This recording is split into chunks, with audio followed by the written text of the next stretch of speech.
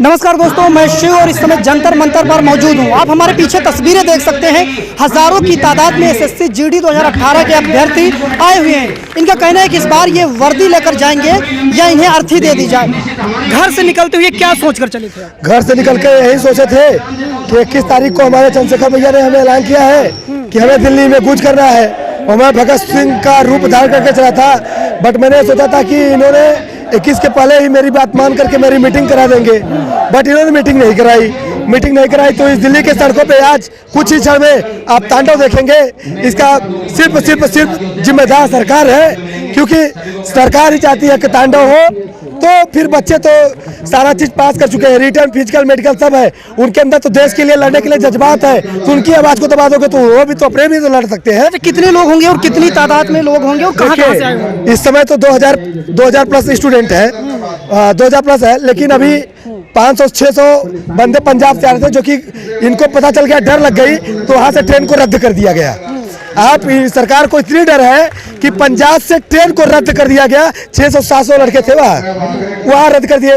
दूसरे जगह कई जगह बाधाएं डाल दी गई। तो हमारे बच्चे भी वो भी एक्टिव है, वो भी हो सकता है कि कहीं न कहीं तरीके से प्रयास कर रहे हैं आने का। अगर आ गए तो ठीक है, वरना हम तो लड़ने के लिए तैयार हैं। कुछ क्षण में आप देखेंगे यहाँ पे भगत सिंह का रूप बच्चे धारण कर लेंगे। अगर सरकार बात नहीं मानी है तो इसका सीधे जिम्मेदार सरकार होगी। अच्छा, भीम आर्मी के लोग भी रहेंगे?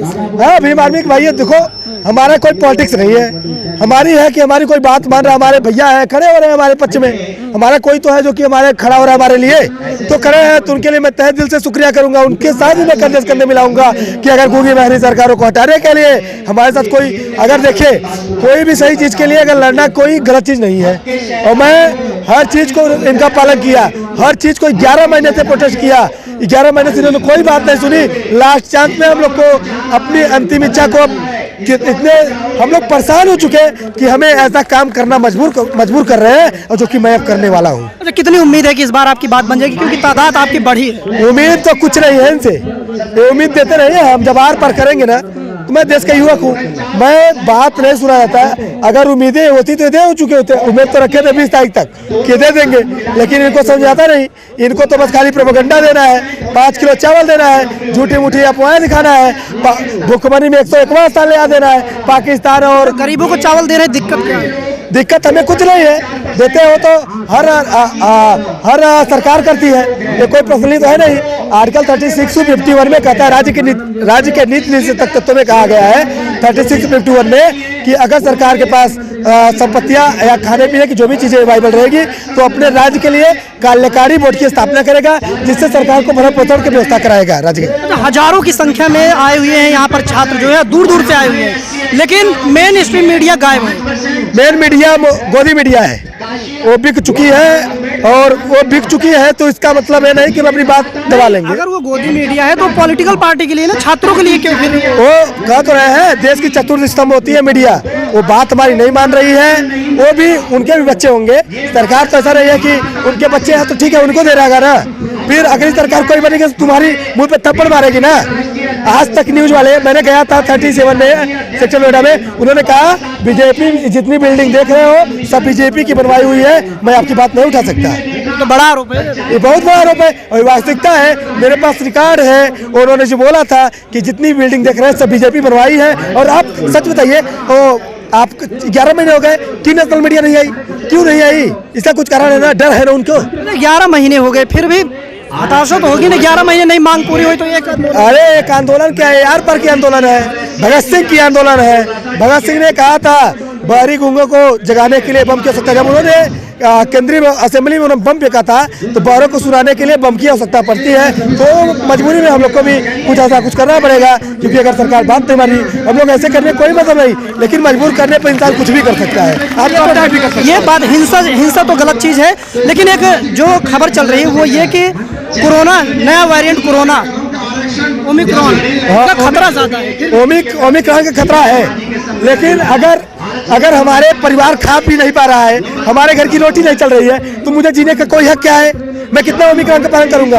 और 5 किलो चावल से हमारे घर की स्थिति चल जाएगी? 5 किलो एक इंसान एक महीने में 5 किलो चावल खाता है। 5 ही चावल किलो खाएगा, लेकिन ये बर्बाद कर रहे हैं, इनको भी बर्बाद कर देंगे 2022-2024 में। समझाएगा इनको क्या है हमारी औकात।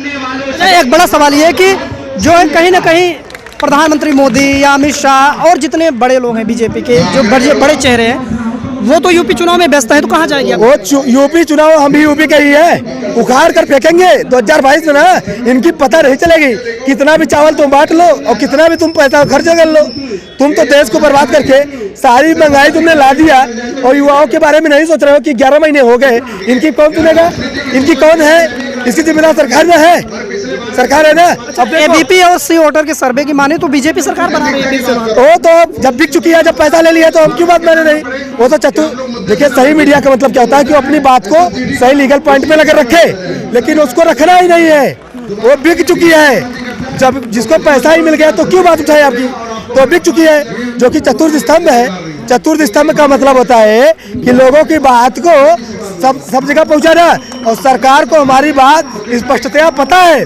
यहाँ की मिनटों मिनट की खबर सरकार तक जाती है, लेकिन सरकार को गूंगी बहरी सरकार है, इसको नहीं समझ आती है। तो इसको हमें बनने के लिए मुझे भगत सिंह बनना पड़ेगा, जो कि मैं भगत सिंह का रूप धारण करने वाला हूँ।